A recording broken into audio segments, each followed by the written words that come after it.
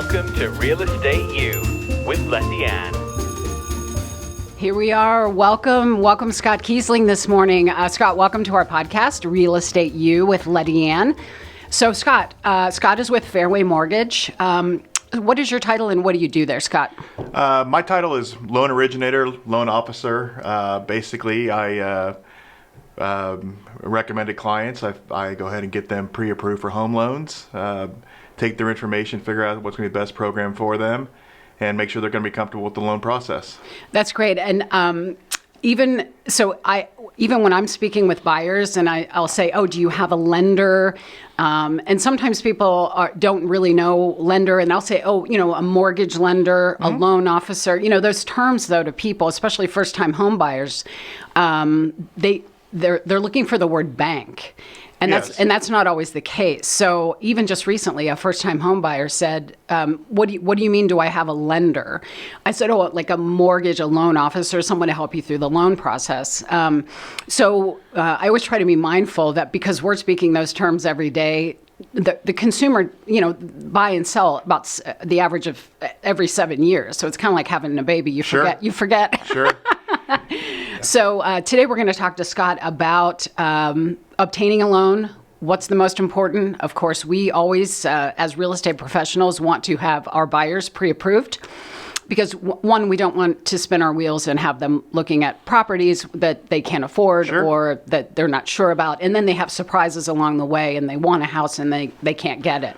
So today we're going to talk about what's the challenges you see, what are some of the challenges when people come to you and apply for a loan? Well, first of all, let's just take a first-time home buyer come in. They've never been through the process before. They're probably a little bit overwhelmed about maybe what they've heard in the past about, maybe from friends or colleagues or parents.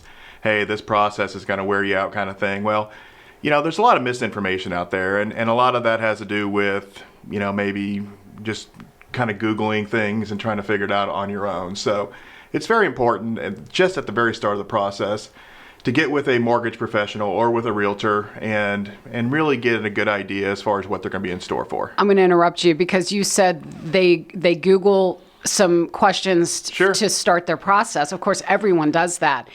But there's some bad things that can happen there. Absolutely. And I know what they are. But if you Google, how do I get pre-approved for a loan? More than likely, you're going to end up with a national out-of-town lender, and you're going to, maybe click the wrong button, enter the wrong information, and get pre-approved without really actually learning anything about the process. And then all of a sudden, you think you're pre-approved.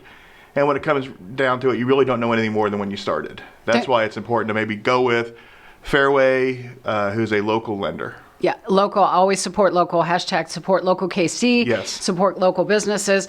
But it's such an on-demand economy. So when they're online, they think, oh, well, I'll just click and get pre-approved. Oh, here's an application. Yeah. And really, they're not pre-approved, and they never speak to a human. Yeah. And then it's just it goes downhill from there because when we're representing those buyers who have an online, we're pre-approved with, let's just not name any names online. Right, yeah. And there's really no recourse. They've got this letter from, XYZ lender, national lender, and they really don't have any, like you said, they haven't spoken with anybody. They haven't really verified their information. I mean, maybe they put their income in.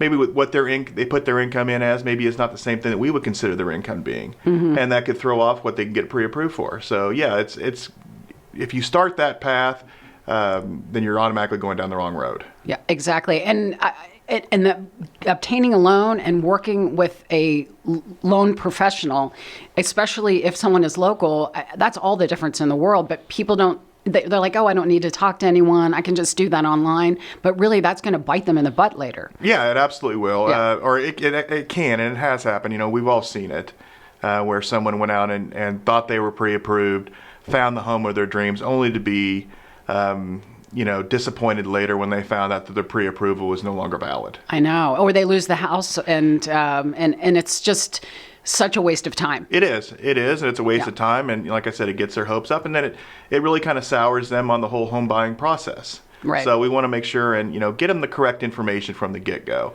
If you've got some issues where we've got to work on, then let's get working on them right away. Let's not waste time with, online pre-approvals. Let's look at the overall picture. Even before you start looking. Absolutely. I mean, that's the most important thing. You want to know what challenges are in front of you before you actually go ahead and start looking for a home. And what can I afford? Yes, exactly. Yeah, and that's one of the challenges. Can I afford that home there, or do I need to maybe drop it back a little bit and buy something a little less? Right.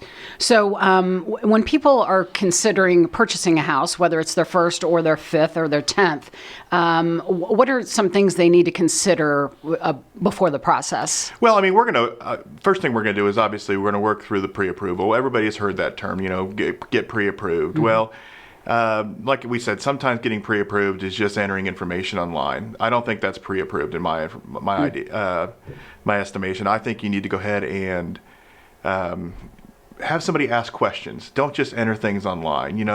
That's a good starting point. Everybody's in this fast-paced world, everyone wants to enter everything on their phone app or whatever. But once that's done, then what I'm going to do at Fairway is I'm going to take that information, I'm going to analyze it, and then we're going to have a conversation. Mm-hmm. Okay, then I'm armed with information. I have your credit, I have your income. I'm going to have a list of questions. Tax information. Yes, absolutely. All of that. Those are things that I'm going to ask right away to get a better understanding of their overall financial profile. Right, because anyone can put in, here's my salary, but really you've only worked there 3 months. I mean, there's so many. There are, there's so many factors. And when you try to look at guidelines, those kind of things, no two situations is the same. Mm-hmm. We have great resources at Fairway. I spend a lot of time, that maybe I don't know the answer for, talking with our underwriters, going through our internal internet and finding out the answers before we issue pre-approvals. What I like about you and what you do, Scott, is you're a good handholder. You really guide people through the process, and it's such an emotional, stressful time. It's very emotional and stressful to the consumer. Sure. So having people who really care and help you along the way, who are accessible, whether you're speaking to them online, via email, but then they come to your office, and it's a good, comforting feeling. So and that's to me, that's comforting as well. I want to know that they're comfortable, and that's 100%. My job is to make sure that they know exactly, they're well informed, they know exactly what's going on. Mm-hmm. So let's talk about credit. And we had this conversation recently too, because there's poor credit. Sure. And how do I remedy that? Then we just recently had someone with no credit because they paid cash for everything. Mm-hmm. So what advice can you give people about credit? Like, let's start with maybe someone with a bad credit score, and they go, well, I can't buy a house, my credit score is poor. But that's easily remedied. Well, yeah, I mean, every situation, once again, is going to be different. Sure. So that's the most important thing. Let me go ahead and take a look at it. I'm going to analyze your credit. I'm going to figure out, you may think that, for instance, I paid off my truck loan or my car loan, so my credit should be better. Well, not necessarily. When you pay off an installment debt, it doesn't necessarily have a positive effect on your credit like you think you may. Having less debt would be a better credit score, not necessarily. So let me take a look at it first is the most important thing, and then we'll devise a plan.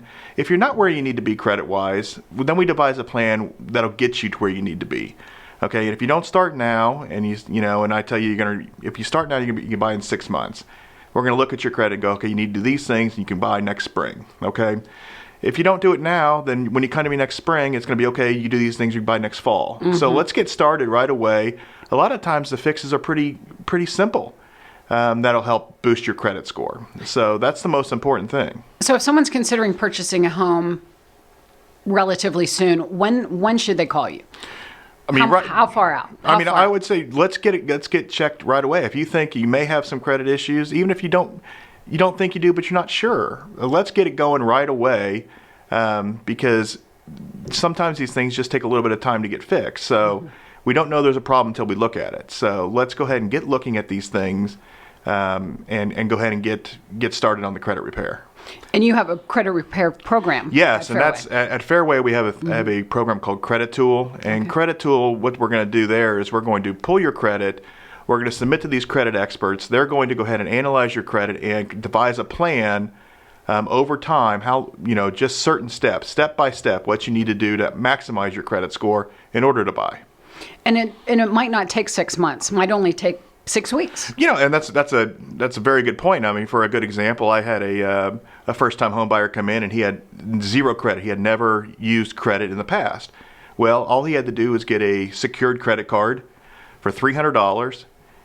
Charge $10-20 a month on it. By maybe gas or something. Yeah, fill up your tank, pay it off every month, and in 2 months, all of a sudden he had a usable credit score where he's ready to buy a home. Oh, see, what a simple fix. But knowledge is power. Knowledge is power, yes, absolutely. So often people get so excited on-demand economy, they find a house and then they're like, oh, I want to buy it. And then you have to backpedal. Whoops, yep. Sorry, Andy. Backpedal, lose the house. And it's just, again, the whole waste of time. So pre-planning and really finding out what you need to do, and knowledge is power. Right, exactly. So, I mean, that's obviously, credit is typically the biggest sticking point when it comes to pre-approval. I mean, that's the go-to that we're going to check.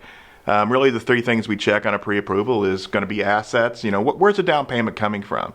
There are allowable and non-allowable sources of down payment, and this sometimes. For grins, what's non-allowable? Well, I mean, what we call mattress money. You can't just a sack of cash. Yes, you cannot just all of a sudden show up with have cash for closing. People do that though, don't they? Yes, I mean there are a lot of people who still maybe don't trust to put all their money in the bank, and they save in other areas and those kind of things. So if that's the case, we just need to make sure that they get their source of funds squared away. Put the money in a bank. Put the money in the bank.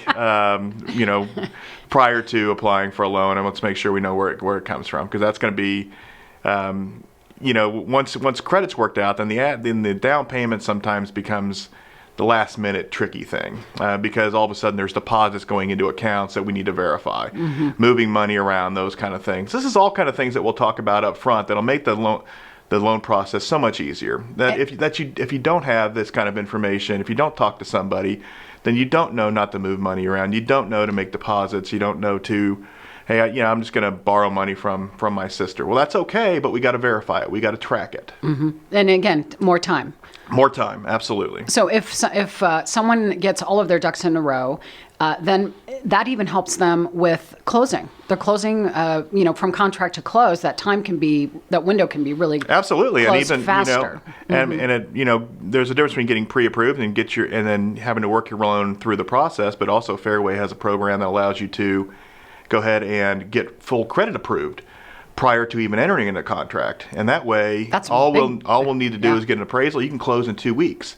Wow. And in this type of market, when you're competing against other offers, if a seller hears that one person can close in 2 weeks, the other person can't close for 6 weeks, which offer are they going to choose? They're going to choose your offer. That's right. They want to go ahead and get sold. You're going to be in a way better bargaining position. Exactly. So you talk about pre-approval, but what's the difference between pre-approval and prequalification? Well, I mean, there's not a whole lot of difference. I would say a prequalification is more, you just call me and you tell me that you want to buy this much and you have these kind of debts and you make this much. It's more of I'd say an oral contract. Yeah, you're pre-qualified for this, but I don't really put a whole lot of credence in pre-qualifications. I'd like to go ahead and get pre-approved. Okay.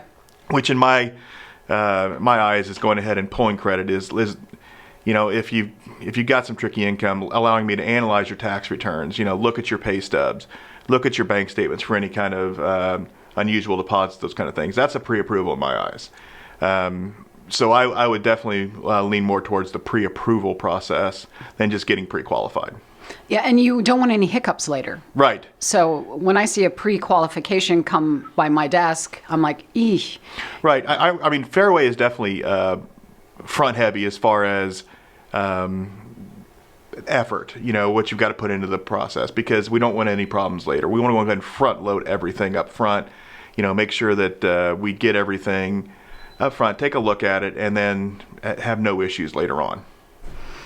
So what other advice can you give someone who, buying a home is the American dream? Yes. And so many people feel, well, I don't have enough money to put down, which one can put down as little as 3%. Or tell me a little bit more about that. Well, I mean, there are actual programs out there, bond programs, both on the Kansas and Missouri side, where they'll actually grant you the down payment. So many options. There are so many options where, there's USDA programs. If you're a veteran, you can get in for zero down. You don't have to come to closing with any money. So there are so many great programs out there. And once again, it comes back to just get the information up front. Get pre-approved. And like I said, part of the pre-approval process is my job is to analyze the information and get you in the best program possible.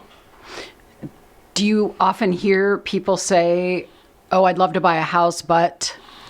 Yes, and I think a lot of it has to do with misinformation. Okay, but so I heard this. Tell me what some of those misinformation things that you hear from people. Well, I mean, it's still, even in today's age, the golden one is, well, I don't have 20%. I hear that too. And that's just not the case. So let's tell everyone, you don't need 20% down. You do not need 20%. Put that on the screen, Andy.